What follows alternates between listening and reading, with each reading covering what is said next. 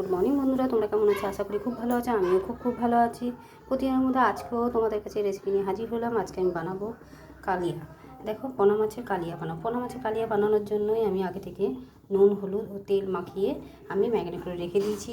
এখানে পেঁয়াজ কুচি নিয়ে নিয়েছি, দুবারে পেঁয়াজ দু ভাগে নিয়ে নিয়েছি।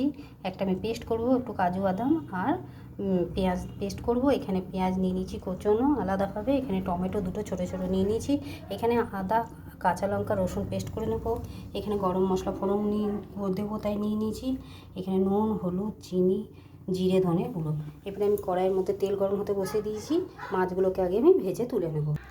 দেখো বন্ধুরা, মাছগুলো আমি সব ভেজে তুলে নিলাম। এবারে ওই তেলের মধ্যেই গরম মশলা, ফোড়ন দিয়ে দিলাম। ফোড়নটাকে একটু খুব ভালো করে ভেজে নেব। এরপর দিয়ে দেবো পেঁয়াজ। দেখো বন্ধুরা, পেঁয়াজটাকে দিয়ে দিলাম। পেঁয়াজটাকে একটু ভালো করে ভেজে নেব, খুব বেশি নয়, হালকাভাবে ভেজে নেব। এরপর দিয়ে দিলাম আদা, রসুন আর কাঁচা লঙ্কার পেস্ট। এবারে পেঁয়াজের সঙ্গে খুব ভালো করে কষিয়ে নেব বেশ কিছুক্ষণ ধরে।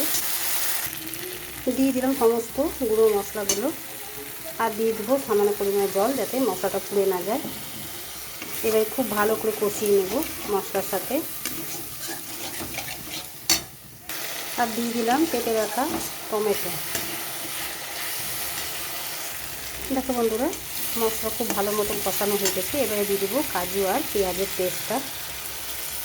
কাজু পেঁয়াজের পেস্টটা দিয়েও কিছুক্ষণ কষিয়ে নেব। আর কিছুটা জল দিয়ে দেবো মিক্সির বাটিটা দিয়ে। দেখো বন্ধুরা, সমস্ত মশলা খুব ভালো মতন কষানো হয়ে গেছে। এবারে দিয়ে দেবো পরিমাণ মতো জল। দেখো বন্ধুরা, জল দিয়ে দিলাম, জলটা ফুটে উঠবে। তারপর মাছগুলো ছেড়ে দেবো আর দিয়ে দিচ্ছি দুটো চেরা কাঁচা লঙ্কা। এবারে ঝোলটা খুব ভালো মতন ফুটে উঠবে, তারপর মাছগুলোকে দিয়ে দেবো। দেখো বন্ধুরা, গ্রেভিটা খুব ভালো মতন ফুটে উঠেছে। এবারে আমি সমস্ত মাছগুলো দিয়ে দেবো।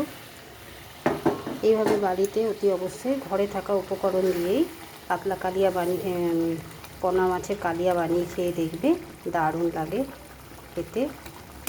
আগে আমি কাতলা কালিয়া দেখিয়েছি, পোনা মাছের কালিয়া ভাবলাম আজকে করি, তাই বন্ধুদের সাথে শেয়ার করে দিই। তাই পোনা মাছের কালিয়াটাও তোমাদেরকে দেখিয়ে দিলাম কীভাবে বানাচ্ছি ঘরে থাকা উপকরণ দিয়ে। একবার অতি অবশ্যই এইভাবে বানিয়ে খেয়ে দেখবে। খেয়ে তারপর আমাকে জানাবে যে কেমন লেগেছে। এবারে কিছুক্ষণ মাছগুলো দিয়ে ফুটিয়ে নেব। দেখো বন্ধুরা, পোনা মাছের কালিয়ার রেসিপিটা আমার তৈরি হয়ে গেছে। আর একটু সামান্য উপর থেকে গরম মশলা দিয়ে দিলাম। তোমরা যদি না চাও নাও দিতে পারো, ধনে পাতাও দিতে পারো। আমি ধনে পাতাটা দিলাম না। দেখো কমপ্লিট। এবারে আমি অন্য জায়গায় ঢেলে নেব। আর তোমরা কিন্তু অতি অবশ্যই বাড়িতে বানিয়ে খেয়ে দেখে তারপর আমাকে কমেন্ট করে জানাতে ভুলবে না কিন্তু বন্ধুরা। এবারে আমি অন্য একটা জায়গায় ঢেলে নিয়ে তারপর তোমাদের কাছে ফিরে আসছি। দেখো বন্ধুরা, পোনা মাছের কালিয়া রেসিপিটা আমার তৈরি হয়ে গেছে। তোমাদের কেমন লেগেছে অতি অবশ্যই কমেন্ট করে জানাতে ভুলবে না। ভালো যদি লেগে থাকে লাইক, শেয়ার এবং চ্যানেলটিকে সাবস্ক্রাইব করে দেবে। আর পরিবার পরিজনের সাথে শেয়ার করে দেবে। আজকের মতো এতটুকুই। কালকে আবার অন্য কোনো রেসিপি নিয়ে হাজির হব। সুস্থ থেকো, ভালো থেকো, আর তোমরা আমার বন্ধু হয়ে পাশে থেকো।